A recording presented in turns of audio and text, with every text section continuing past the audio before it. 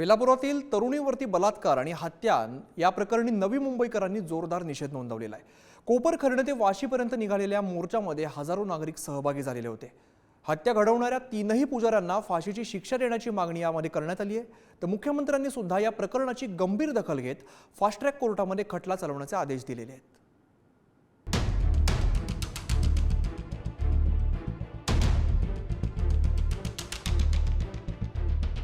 शिळफाट्यातील गणेश घोळ मंदिरात बेलापुरातील तरुणीवर झालेला बलात्कार आणि हत्या प्रकरणानं मुंबई हादरलं।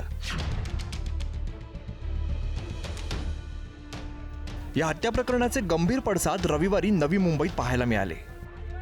या विवाहित तरुणीला न्याय मिळावा आणि बलात्कार करणाऱ्या तीनही पुजाऱ्यांना फाशी व्हावी या मागणीसाठी नवी मुंबईकर रस्त्यावर उतरले।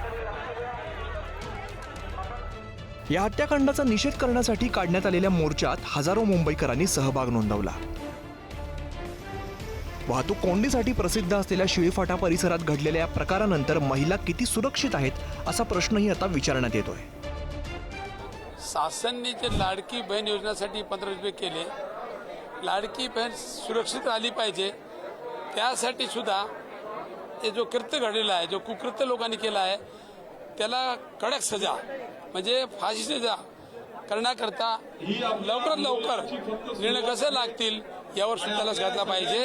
जी घटना घडलेली आहे ती अतिशय म्हणजे संतापजनक घटना होती आणि कुठेतरी ही घटना जी आहे फास्ट ट्रॅक कोर्टमध्ये हा जो खटला आहे तो व्हावा यासाठी जो आहे आज आम्ही या ठिकाणी आक्रोश आंदोलन काढलेलं आहे आणि निश्चितच कालच मुख्यमंत्र्यांनी तसे आदेश देखील दिलेले आहेत, परंतु एका टाइम लिमिटमध्ये जे आहे आरोपींना या ठिकाणी शिक्षा व्हावी। 12 जुलै रोजी घडलेल्या या हत्याकांडानंतर नवी मुंबईत या घटनेचे जोरदार पडसाद उमटले।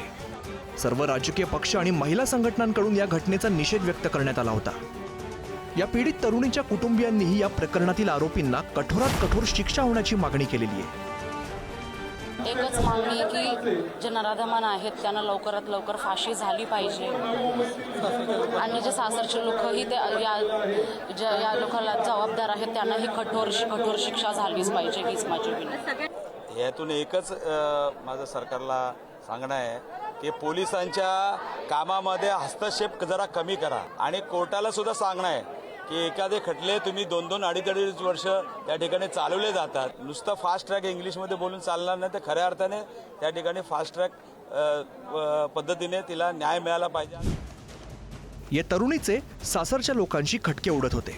घरातील वादामुळे त्रासलेली ही तरुणी शांततेसाठी शिळफाटा इथल्या गणेश घोळ मंदिरामध्ये गेली होती।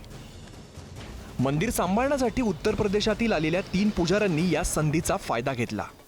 या तरुणीच्या चहात अंमली पदार्थ टाकून त्यांनी तिला बेशुद्ध केलं आणि रात्री तिच्यावर बलात्कार केला।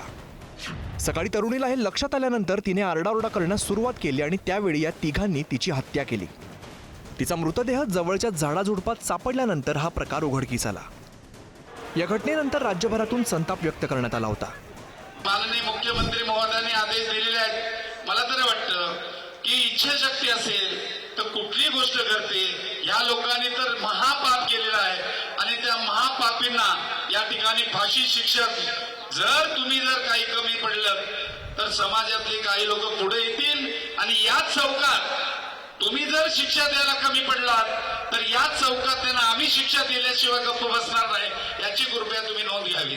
माननीय मुख्यमंत्री एकनाथजी शिंदेंना मी पत्र दिलंच, उपमुख्यमंत्री आणि गृहमंत्री देवेंद्रजी फडणवीसांना दिलं, अजितदादा पवारांना दिलं आणि त्यांना मी सांगितलं की कुठल्याही परिस्थितीमध्ये अक्षताला मिळालेला न्याय हा भविष्यकाळच्या अशा दुष्कर्म करणाऱ्या लोकांना तो इशारा असणार, ती भीती निर्माण होणार। रविवारच्या नवी मुंबईतील मोर्चानंतर मुख्यमंत्री एकनाथ शिंदेंनीही या घटनेची दखल घेतली असून हा खटला फास्ट ट्रॅक कोर्टात चालवण्याचे आदेश दिले।